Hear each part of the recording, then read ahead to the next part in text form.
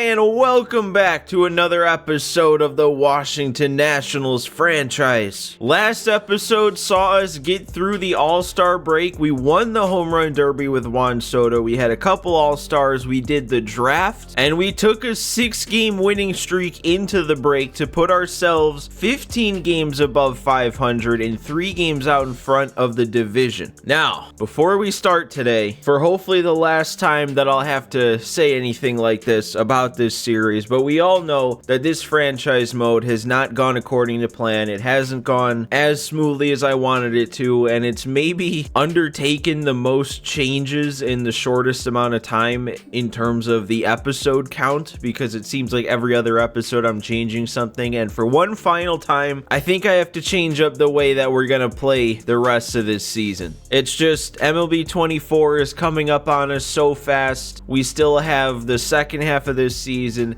and the playoff run and a future simulation that we need to get through, and I want to make sure we get through that. I think that's more important to me than anything right now. So in that vein, the only thing I'm really changing up is I'm just eliminating playing a full game. Every episode I've played at least one full game, and these last 3 or 4 episodes have all been like 40 plus minutes long also. I feel like that we don't need that. So we're just going to be simming through, playing the critical situations as they pop up. So for today's episode, I plan on getting through the month of July, and we'll probably just finish out this Yankees series. Next episode, we'll finish the entire month of August, so that'll take us here. And then the episode after that, we'll finish the regular season, and then we'll go on from there. So I don't know, I guess there's no guarantee that it fixes the runtime problem, but at least it'll cut down on an episode or 2, maybe 3, that I would have had otherwise, playing a few less games per episode, but also, you know, sticking a full game in there. But I don't know, if I'm being honest, I think in terms of my enjoyment of both playing this series and editing and uploading it, because that was really where I had the trouble at the beginning, I've kind of turned a corner, because I have been enjoying how we've been getting through the season up to this point. I've been enjoying, you know, picking 3 or 4 series to sim, picking a game out of those games to play, and then playing the critical situations throughout. I've kind of had fun with it. So initially, after I kind of deemed this franchise mode a failure, I kind of just wrote off making franchise videos unless there was like some huge change to the mode or something. I kind of just wrote that off for the future. I was like, you know what, I've tried it plenty of times, it's never worked. But after these last few episodes and how we've been getting through, and it's kind of been a little bit more laid back, I don't know, I won't completely write off playing franchise mode in the future. I think I'll still stick to March to October, but that also depends on whatever they might announce or whatever changes to the modes they'll make. I don't know. Obviously, something like that I won't know until the game comes out and I know what it has to offer. But I just figure those of you that are still clicking on half an hour plus long franchise mode videos at the tail end of February on an old game probably have found a way to enjoy the franchise videos that I'm putting out. So I guess I just wanted to say that I won't say franchise mode is completely dead for me going forward. But let's actually go forward here, because we have the month of July to get through, and I looked, we're leaving the calendar again here, but I looked through my roster just to see if there's any final targets I want to go for before the trade deadline's up, and I really don't think so. Like, I was trying to force some things, I was trying to see what kind of deals I could push through. I get kind of carried away when it comes to finding trades, because I just find it fun to see what we can get. But I kind of took a step back and I was like, you know what, our team's good now, it's been going good. I don't want to make some huge drastic change here in our final season that I'm actually playing through. So I think I'm going to keep this team pretty much all intact where it's at, and we're going to take these guys through to the end of the season as is. Try and get some of these guys their 4th ring. So it was locked before, but any day here we'll start signing our draft picks. Oh, actually, I guess we do have one final all-star situation to check in on. I won't play, well, I won't say I won't play. Maybe I'll hop into a player lock if we have anybody on these teams. This is AAA All-Stars. Our AAA team is pretty good. We have plenty of prospects in AAA. So there's a chance we have some guys that we'll recognize, and I already recognize one. Kind of surprised we don't have any starting pitchers, but I guess, or no, Zapata's been up in AAA the whole year, so I don't know. Maybe I don't know what's going on. But Rex Daly, that's our guy. Long reliever down in AAA, and he's putting together a really good season. He's like the 1 year younger version of Leo Blanco, really. And somehow his velocity is up to 100 today. All right, moving on to the offense. Do we have anybody here? We do. We have, well, we have Riley Adams is the starting catcher for the AAA All-Star team.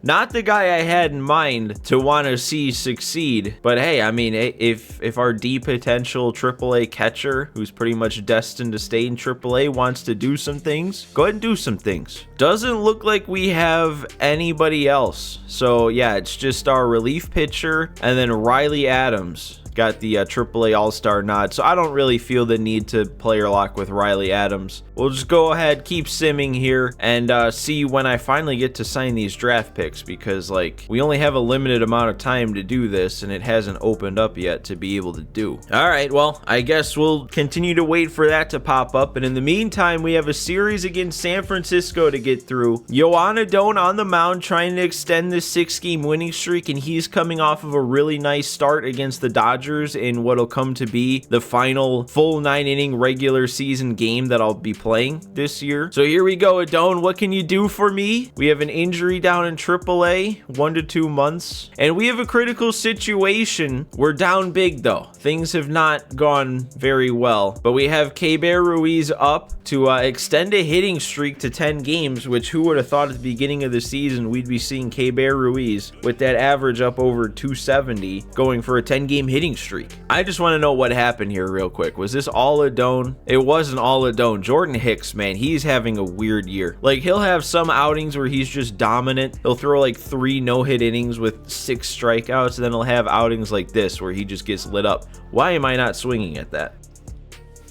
And then they make me go around on that. Well, that was a terrible way to start this episode's gameplay. And we're going to go ahead and finish this loss. So we lose our first game off of the All-Star break, snapping a nice 6-game winning streak. But hey, that's just the kind of season we've been having. It's been a good season, but it hasn't been a consistency winning season, if that makes any sense. For what I was actually trying to say. We haven't been doing a great job at putting together stretches of wins. 6-game winning streak might be our best winning streak of the year by a couple games even. But what we seem to have been doing pretty decently is bouncing back quick and not going on losing streaks, and we do finally get to see what this signed draft picks is looking like here. I think I'll just go ahead and try and sign our number 1 pick right now. He's already 77% interested, 100% scouted, and then once we get him off the books, you know, we'll know how much we have to give other people. And the default offer was the lowest offer I could make, so we'll just go ahead and submit this, and if he doesn't accept it, we have plenty of time left, and he does accept it. So there we go, our number 1 pick of the draft has been signed. We still have to wait until the signing deadline of August 1st is passed, and then we get to see everybody's ratings and their true potential ratings and all that sorts of stuff. So we still got to wait for that. I might just try and throw some money at this guy too and see if he signs, because I kind of want to let these lesser scouted people go for a couple weeks, because you continue scouting them here, even though, you know, we've already drafted them. But like, if somebody, as I uncover more about them, turns out to just suck, then maybe I won't bother signing him. But like this guy, we already know everything we can know about him. It's just his interest isn't as high as it could be, but we're offering him such little money. Like, we have 3.6 million left and nobody's asking for more than like 600k. I think even if they were all asking for 600k, we could afford everybody. So let's see what we can do about signing Marcos. We actually, the lowest we can offer him is 441k, and that's a couple $100,000 more than he wants to begin with. So this better be a good deal for you. Yeah, he wants to sign too. Who wouldn't want to sign to the defending 3-time champs? So I just went ahead, threw in our 3 least scouted players, and they'll continue to get scouted here as we move through. I think this is 3 days at a time. I don't think this is a week at a time. So we get what, like 7 more of these signing days that'll pop up. Oh yeah, it actually says right there, scouting per 3 days. So we'll play the long game here. We don't need to do anything yet, although I don't really see a scenario in which I don't just sign anybody and everybody anyway. So back to our series against San Francisco. We got to bounce back in game 2, and we have another critical situation. This one is a true critical situation. We are tied 4-4. We're down to 2 outs in the bottom of the 9th, though. I wish they gave me the full 9th to do this, but Juan Soto up. We got a chance to walk it off right now. Runner on first. That runner on first is Keibert Ruiz, though. Do I want him to be the runner on first? You know what? I'm going to feel real dumb if I step up and hit an extra base hit to the gap with Juan Soto and then can't score because we have Keibert Ruiz out there. So instead of going to Drew Jones, who would be our fastest, I'm just going to go straight to Alfaro because he should be able to score on a ball in the gap, too, with 75 speed. And nope, I didn't bring the PCI down far enough with that curve. I was tracking it all the way in, and it broke more than I was ready for. And I am going to go to Sir Anthony Dominguez here. This is a tough spot in the order to have up with the 3 due up, but we got 2 righties to start, so I'll just face them and then deal with the Schwarber matchup when I hopefully already have 2 outs. Maybe don't throw the fastball right down the middle. I got to hit my spots. Okay, dude, pretty sure Salvador Perez is not known for having a great eye and being able to lay off at 2-strike pitches, and he's taken this count all the way from 0-2 to 3-2. There we go. Just blow it past him. I guess that's all I needed to do. Okay, we got Rhys Hoskins to pop out to left. That should keep the runner at second. And now it's Kyle Schwarber that we have to deal with. The game wants me to intentionally walk him. I never like intentional walks, but maybe that is the move. Yeah, you know what? I hate putting free runners on base. I'm not a big intentional walk guy, but if we can put the big lefty Schwarber on to get Patrick Wisdom up, righty, I feel like we have to. Wisdom's already gone deep, but he has bad clutch. His power's worse against righties. This is definitely a better matchup than facing Schwarber. And there we go. Couldn't hold up. We got Dominguez through the inning. Runner didn't even move up from second, and now we got to win it. Don't let it go 11. And man, right away, the game's asking me if I want to take Soto out for speed. We have Drew Jones with a lot of speed, but that means our best bat out of the lineup if we need him a little bit further down the line. But you know what? We're just going to win now. So let's make sure we win now. If we get a base hit, bring in 94 speed. Got to start making moves with confidence like this. Joey Meneses is one of our best hitters, maybe our best hitter. I can't be doing that because now what they're going to do is intentionally walk our lefty. Are they not? They're actually not. Why would they not? They got the out. You put on Casas for free. Get a double play situation for our backup next. Oh man, whoever is managing the Giants at this point in our universe, he's asleep at the wheel right now. And Casas is going to fluke him to win it. Oh my God, that was terrible.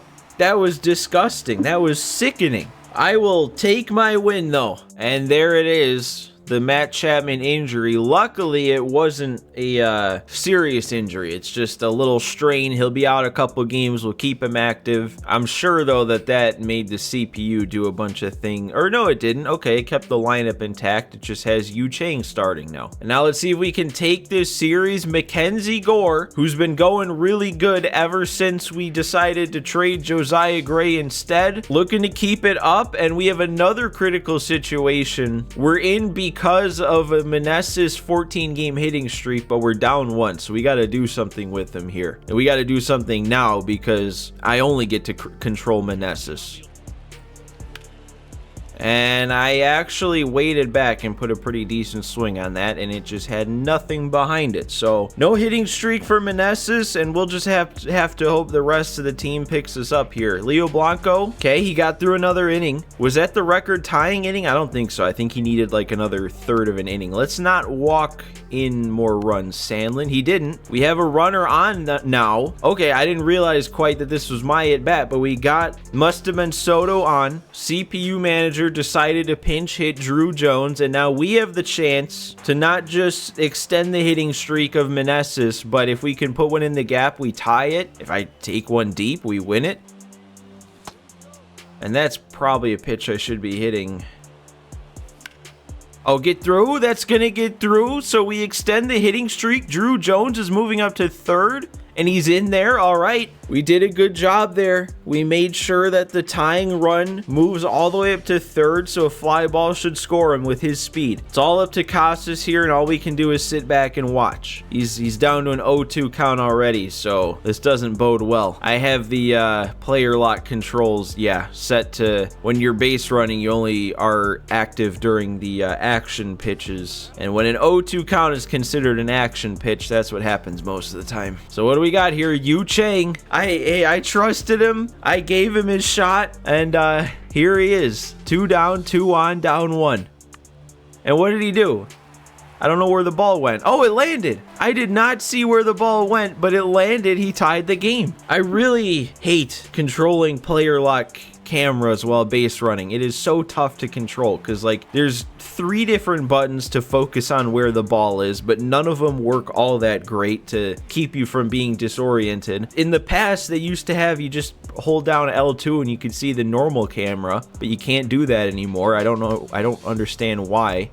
Ian Happ's gonna ground out though, but at least we extended the game, forced Camilo Doval to blow a save, and we can win 2 in a row in extras. And Mantiply got us through top of the 9th, and we won the game on an error, it looked like. So that's 2 10th inning, probably really fluky wins if that actually was an error that won us that game. But it gets us the series. And just since I hadn't looked, Mackenzie Gore only went 5, gave up 3 on 7 hits, 10 base runners total. That's not a great start, but it's also not a disaster, so that should keep his numbers right at about where they were. Leo Blanco gives us another scoreless inning. I know it was just last episode, but I forget what the National League record was that I said, because I remember the overall record for scoreless innings to start a career. That was like all the way up to 39 or something crazy. But the National League specific record was lower than that, so we're definitely closing in on that, if not already there. Yeah, for some reason I want to say I remember it being like 25 1/3. So we probably need to get just 2 more outs out of Leo Blanco before giving up a run, and he'll have the National League record. All right, so we come out of the All-Star break, win our first series, and now we're on to play Detroit at home. We have a trade, an in-division trade also. The Pirates getting William Contreras from the Brewers, and we have more draft pick stuff to do, and it's just dawning on me now that I don't even remember what these guys were looking like before I put them here 3 days ago, so it's not even really going to help a ton to see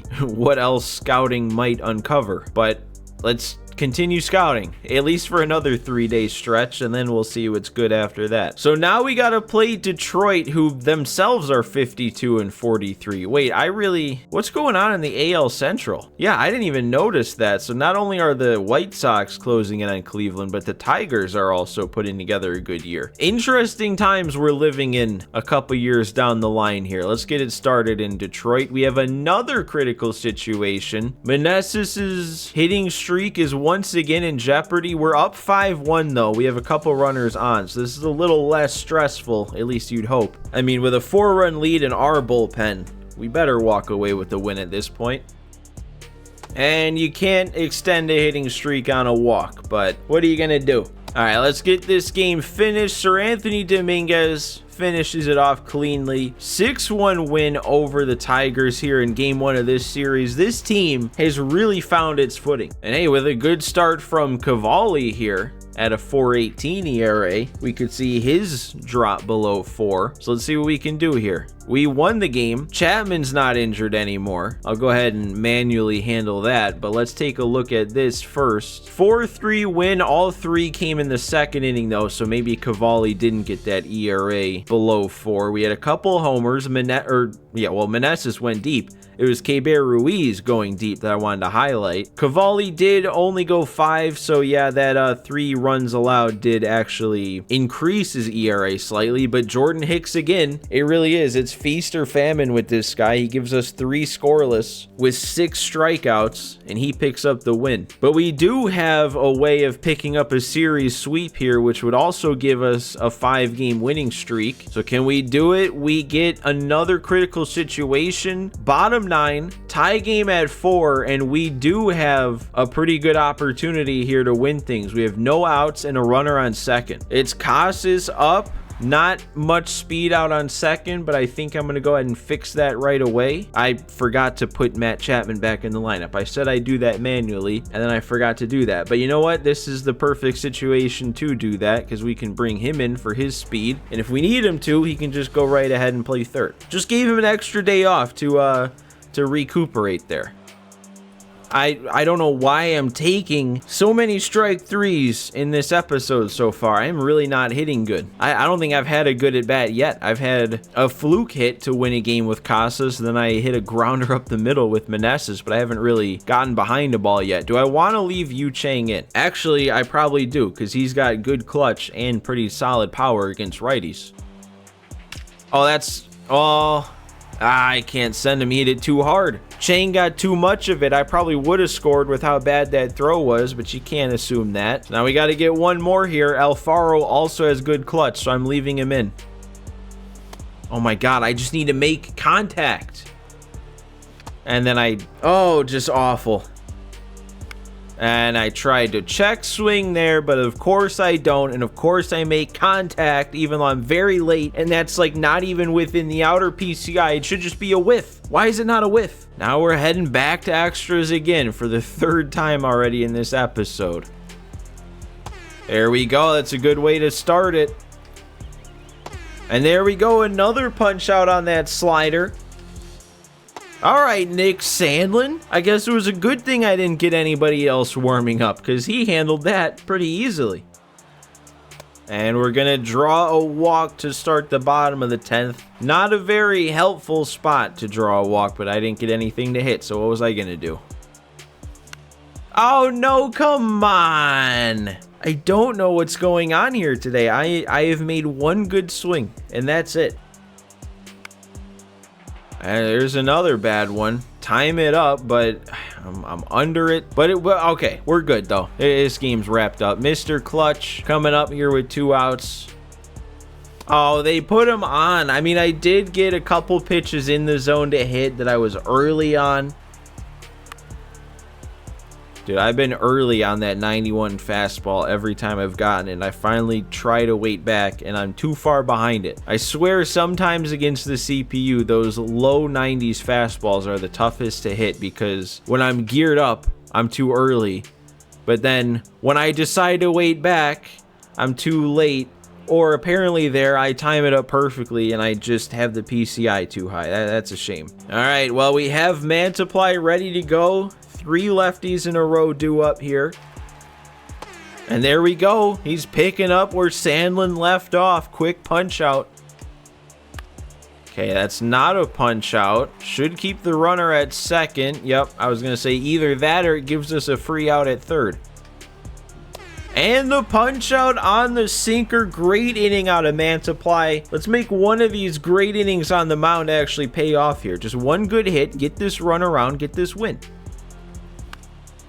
Okay, that's another bad swing on a pitch that I should really be destroying. Yu Chang, I guess you just got to do it again, and I'll actually send the runner this time. I'll say it right now. If he gets another hit and it's not like obvious to not send the runner home, I'm sending the runner home.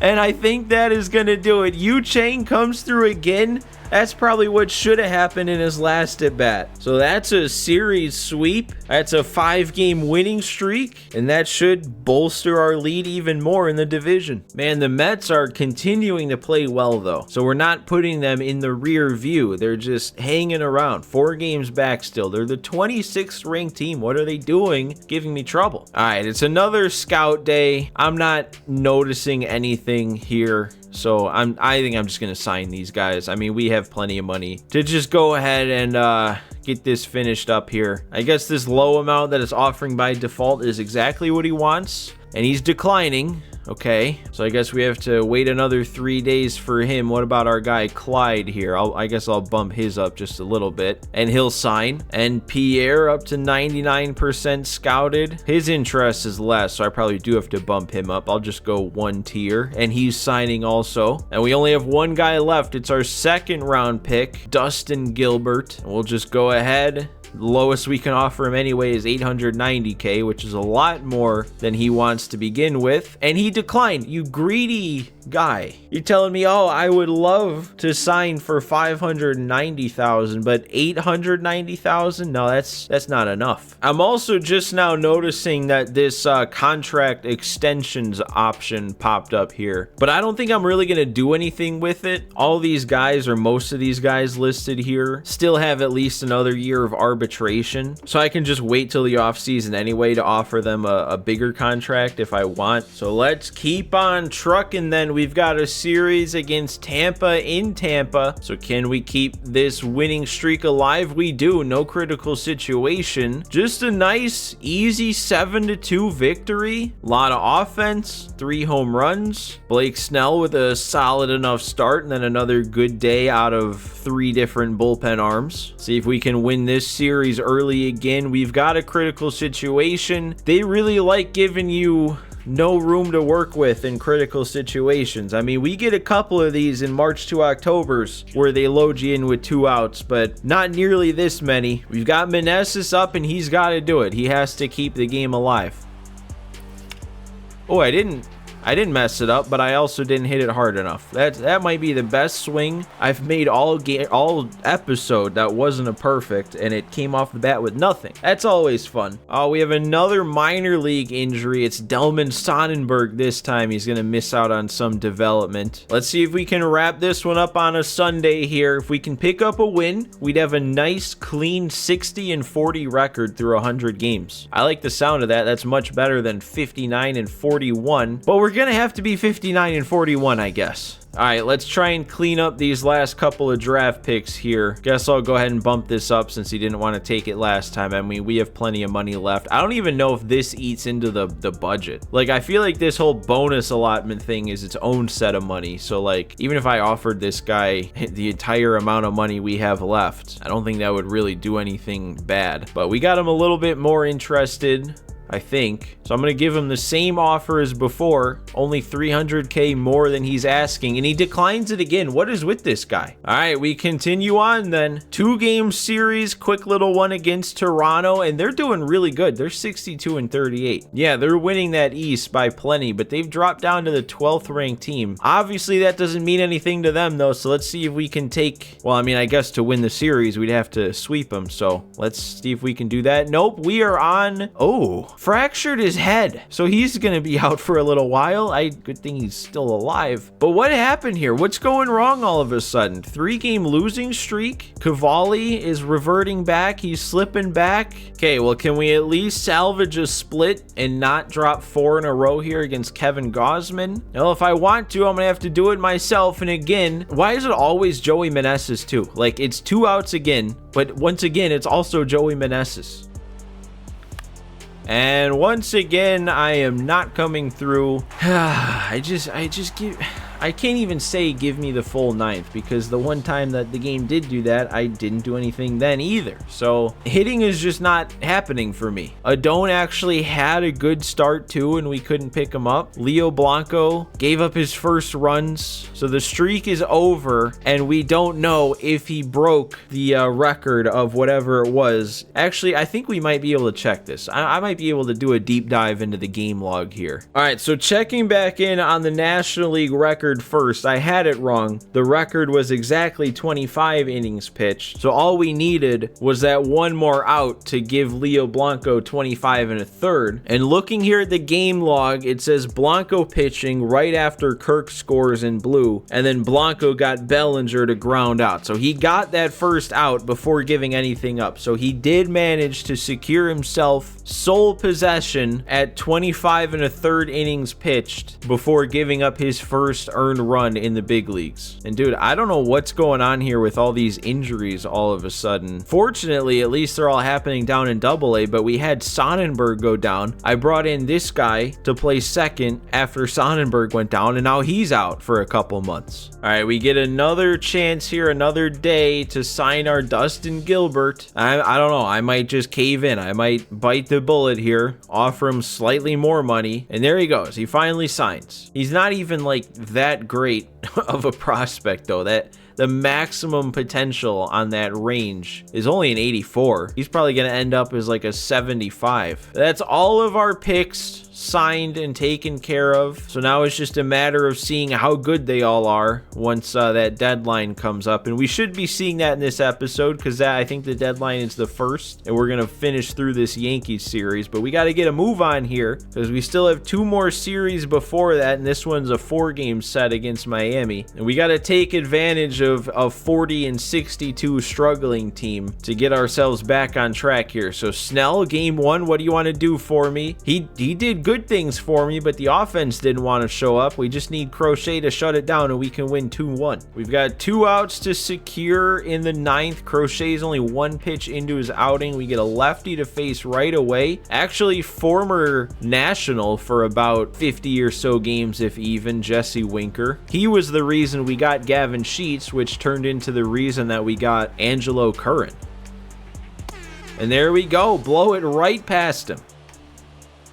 Oh man, Willie Adames won't go away here. He's fouling pitches off. He's taking pitches. Can't find the put away pitch. Ah, that's a really good slider to just sit there and spit on. Oh my God, he's not done, but Abrams is good enough out there in center to run that down, and that's going to wrap it up. 4-game losing streak snapped. No thanks to the offense, but Blake Snell, at least for this game, back in Cy Young form. All right, that's only the first of 4, though. Honestly, I want to take all 4 of these and get all those 4 wins back. All right, let's see about game 2 with Gore, and we pick up another win. All right, halfway through a 4-game sweep. Bobby Miller on the mound this time, and yeah, we're down 4, and this is just a chance to get Ian Happ up to a 15-game hitting streak, but we may as well take this opportunity, try and spark the offense a bit. Ooh, and that'll do it. Extra bases down the line. That gets Ian Happ his hitting streak extended. Now let's see if the rest of the offense can do something with that. But nope. The rest of the team can't pick me up after the no-out double. And simming the next inning, it's a 1-2-3. So we're down to our last chance in the 9th. Well, assuming Ferguson gets us out of this, which he won't. I'm just going to sim this next appearance then. We already got his hitting streak taken care of. We're not going to come back and win this one. And, well, we drew a bunch of walks, and then they had to bring in Yohan Duran to sit down our last guy. I don't know. The only good thing about this game that I'm seeing is Jose Ayala has racked up a lot of really good outings recently because that ERA is down to 3.18, it said. He was struggling after I brought him back up. I think that ERA got up over 4, so he's putting some work. All right, well, let's at least win the series then, guys. Cavalli against Sandy. Tough matchup, and it's not going well for us. I'm just going to sim to the end of this one. It's just another hitting streak, but we're down 10-4. I don't know what's going on here. We lost 15-4. We gave up 5 more, but we had such a good stretch up until like here with our pitching. Like from going back to last episode, probably around here with this first win against St. Louis. 5-0. We had a lot of good pitching for about a month, and now it's starting to fall apart again. And then on top of it all, Angelo Curran goes down for the rest of the year down in AAA. I don't know what is going on with all these minor league injuries. You know, with all these injuries, I was looking to free agency to just sign a couple cheap guys to fill some spots, and I found Aroldis Chapman still hanging around here at a 60 overall. So I might try and just sign him for funsies and put him down in AA, and then then maybe I can sneak in here, and if he retires after this season, he'll go into the Hall of Fame as a National, because that's how it works in this game. All right, anyway, let's keep it moving. Try and see if we can right the ship against the White Sox. It looks like they're falling behind a little bit. Yeah, okay, they're still only 5 back, but their record is very slightly falling. So let's try and help that along. Adone going out there. What can he do for me? Nothing good. We lose another one by giving up a lot of runs. Don't have to sign picks anymore though, so I don't know why that's popping up. What did we do? Had a really good day at the plate, and then Adone, jeez, dude, what is with our starting pitching? Snell, surely you won't do it to me too, right? You're gonna give me a good start. Okay, he must have given me a pretty good start because they only have 3 runs on the board. We got to close it out with Crochet. He's got to do it against his former team here. And are we gonna start immediately with a rain delay? No, don't screw me over like this, because Crochet was already on the mound. He was already warmed up. He got put in the game, and now he's probably gonna be gassed, isn't he? Oh my god, he's got no confidence and like 2/3 energy. What are we doing? And I can't take him out because he hasn't pitched to a batter yet. Like, really, this would never happen. This would never be how it happened. Like, could you imagine if the umpires really did this to a team? A team brings in their closer, he gets all warmed up, ready to go, amped up, and then they just go, you know what? No, this is where we're gonna call the rain delay. We're giving up a leadoff base hit on a slider on an 0-2 count that didn't slide enough. Oh my god, and Ruiz can't block the slider in the dirt, so now he's going to move up to second for free. Okay, that one is going to keep him at second. But this is awful. Not only is the confidence and energy situation just horrible, but it's also like the one part of this Sox lineup that you don't want to face with a lefty is Eloy, Luis Robert, and Vaughn. Okay, Vaughn puts that in a spot where Garcia can make the play, but it moves the runner up to third. Just got to get one more here with the energy dwindling fast, only 12 pitches in. This is feeling like Battle Royale out there. A 3-inning game. Grounder to Chapman, though, that should do it. We overcome the odds. Game threw everything at me there to try and make me fail, but we still pick up the win. So now let's take the series, Gore. Come on. Give me a win. There we go. 9-3 victory. And today's the trade deadline, so I'll go up and down the roster one more time real quick. Make sure there's nothing I want to do. Soto's out here stealing bases, and Gore, I mean, that's a solid enough start. Maybe you'd like to see him go another inning from that point. But yeah, just quick looking up and down one more time before the deadline here. Offensively, there's nobody that I feel like I want to replace with an upgrade. And the only thing pitching-wise would be if I just don't want to trust Yohan Adone, which I already don't trust him. 5.91 ERA. So I guess the only thing would be if I found a trade for a good starting pitcher, and then I don't know, send Adone down. And then the question is, who would I be willing to get rid of? Honestly, if I was going to trade anybody, I might not mind trading Hassel. He's had some pretty good development. He's got himself all the way up to a 76. But in terms of our center field prospect options, our young guys out there, he's always kind of been the odd one out. He's the oldest. He's the 3rd highest overall. And I would say Carter's probably in a better spot than him too, because he's a year younger. So maybe I'll see what I could get for Hassel. I mean, maybe I'll just see right here. Nope, they don't want to give me Cease. Okay, fair enough. Well, now this would be an interesting one. I could get Joe Ryan from the Twins at an 85. So overall wise, pretty much right there with Adone. Another interesting one here, we could add another Luis Garcia to the team. And regardless of how the Astros are doing this year, this would make sense because they have a surplus of good starting pitchers. Okay, now, whoa, this one is interesting. The Cubs would actually get rid of Corbin Burns for Robert Hassel, straight up. 94 overall. There's got to be something wrong with him. I guess he's not having an amazing year. Only a 3.85 ERA. Strikeout numbers aren't looking great. He's giving up a lot of home runs. Yeah, the home runs per 9 is way up. It's got to be the contract, because they paid him a lot of money over a long amount of time to pitch better than he's pitching this season. But the contract would be the reason reason I wouldn't want to do this, because he's already 31.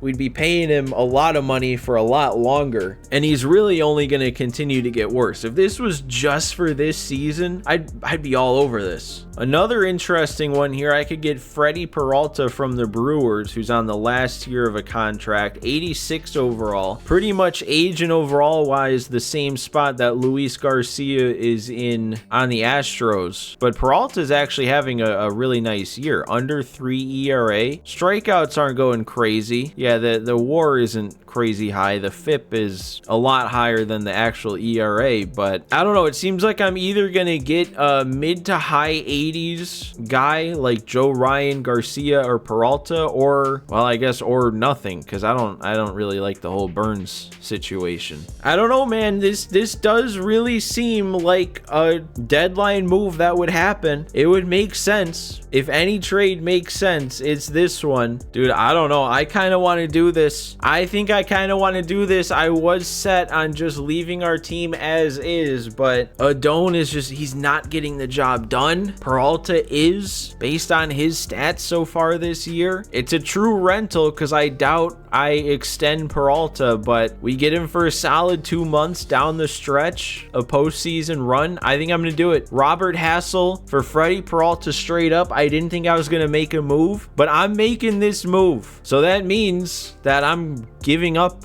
for the time being on our second highest overall pitcher. Yoan Adon is going back down to AAA. It's kind of crazy how things have gone here this season. I mean, we trade away Josiah Gray, our ace pitcher from season 1, and then now we replace and send down our ace pitcher from season 2, the Cy Young Award winner from season 2, Yoan Adon. But we can go ahead now, sim past the trade deadline. We got the start of our final series of the episode against the Yankees, Bobby Miller on the mound, and we have a critical situation. We got Ayala out there for the 10th inning. Gotta keep them where they're at. I think I'll leave him in. And that should keep the runner at second. Oh, he's actually gonna go for it. Free out. Good relay. We got him. That was actually a lot closer than I thought, but we got him. Ooh, but he gets it past him on an 0-2 or 1-2. Wait a second. Oh no, we're not going to get him. I initially threw it to second, like I pressed triangle, but I messed it up, got a red throw, so I threw it to the cutoff instead. If I just threw it straight to second, obviously would have needed a green throw, but we have them there. They would have ran themselves into 2 of the 3 outs in this inning, but now we got to face Judge with that winning run on second. Okay, but we got Judge to roll over. Chapman's there to make the play, and we're heading to 11. I think I will here take the prompt the game is giving me and get some speed out there on second. Bring in Yu Chang over Diaz. Oh, wild pitch, though. 71 speed. We can take advantage of that. We'll move up to third.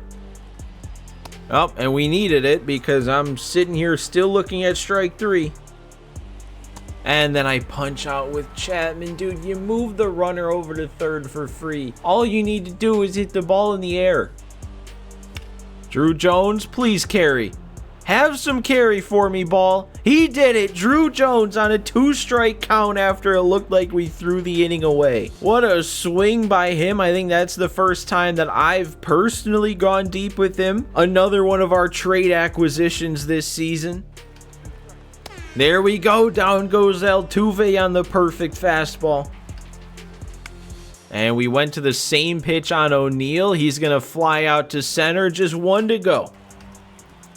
And the punch out to end it. That was actually a nice little display of some of our trade acquisitions from this season. On the trade deadline, we had Drew Jones, who we traded for earlier in the year, hitting the go-ahead 2-run shot, and then Garrett Crochet, who we also traded for earlier, picking up a dominant save. So that win finishes out what actually was a pretty solid month. 16-8, a home run derby crown under our belts. But let's go ahead officially finish out the month here. Sim past the trade deadline, and no other big moves popped up. Man, actually, it looks like somehow our trade was the only trade of the actual deadline. That's the only one dated July 31st. All the other trades took place before that. All right, so let's keep this series going. See if we can pick up the series win early, and we don't. We just sim straight straight through it, lose the game 4-3. But August 1st there was the draft pick signing deadline. So that means, yeah, we have view draft picks here. So we get to actually see the results of the draft and how good our guys were. So here we go. Seems like I missed on this one. Stevie Boyer, my #1 overall pick, boringly fell right in the middle of the scouted potential range there at a 79. Not terrible though. I mean, a 79 overall, that could play in the bigs, especially with that power. He's got 14 overall points to develop to. He'll need most of that to his fielding. I didn't realize it'd be that low. Dustin Gilbert, also not great, just fell right in the middle of that potential range, and his starting overall is not in good shape either. I'm curious though, because we've all probably seen this, and he is only starting at a 53. All right, 98 potential though. It's just a matter of getting there. Honestly, this guy could be, I could see this guy being pretty good. Like by the time he's even just a 70 overall, if all those per nines are up about 10, I guess he won't be great, but he could be solid enough quicker at a lower overall. We also got Dominique Alonso, pretty solid potential there at an 83. Clyde Bench, nothing much going on there. And then Pierre Damon, also a solid potential, but he's a little older, starting at a 57. So Stevie Boyer could be interesting with that power, and then Marcos Perez many years down the line, but that's really it when it comes to our draft this year. The final draft that matters on MLB The Show 23. All right, so then final game of today's episode, it's going to be Freddie Peralta's debut. If I was still playing full games, I would play this one, but I'm also sitting here 3 hours into recording. So like, chances are this one's not going to end up being any shorter than my last ones have been. We're just going to have covered more ground. But let's get on with it here. Freddie Peralta, first start, and we are immediately hopping into a critical situation. It seems like he had a decent start, scoreless through 5, probably gave up those 2 in the 6, and we got to pick him up here. Once again, it's Joey Meneses that I'm loading and hitting with, but I can't complain anymore because they are actually giving me a full inning this time to work with. And Peralta did. He went those 6 innings. He gave up those 2 in the 6th. Solid enough first outing from him. And that's not how you want to start. Or maybe it's exactly how you want to start. No, it's not how you want to start. Not at all.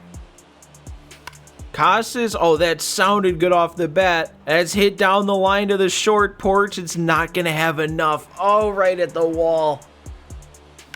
And Keibert Ruiz, another hard hit ball, but it's right to somebody. And with absolutely nothing, we drop the final game of the series. Very inconsistent episode from me. Not just from the team simming like usual, but also from me, myself. If I was on my game today, if I was playing like I could play, definitely could have picked up another couple of wins. But it is what it is. I think we played about 500 baseball in this episode, maybe 1 game below, because I think we started out 15 above 500. Or no, that'd be 1 game above 500, because now we're 16 games above 500. I think we started out 15. So I guess good episode then. Should be 2 episodes left of the regular season. And with how close MLB 24 is to coming out, I'll try and get those 2 episodes out pretty quick. Gotta try and control myself to not be recording for 3 hours because this is gonna take forever to edit. But it's an exciting time here. We've got this series winding down to a close. We've got the Padres March to October winding down to a close. A couple of postseasons will be happening at the same time, and then when they're both over, it's MLB The Show 24. So thank you guys for watching today. Thanks for making it to the end with me,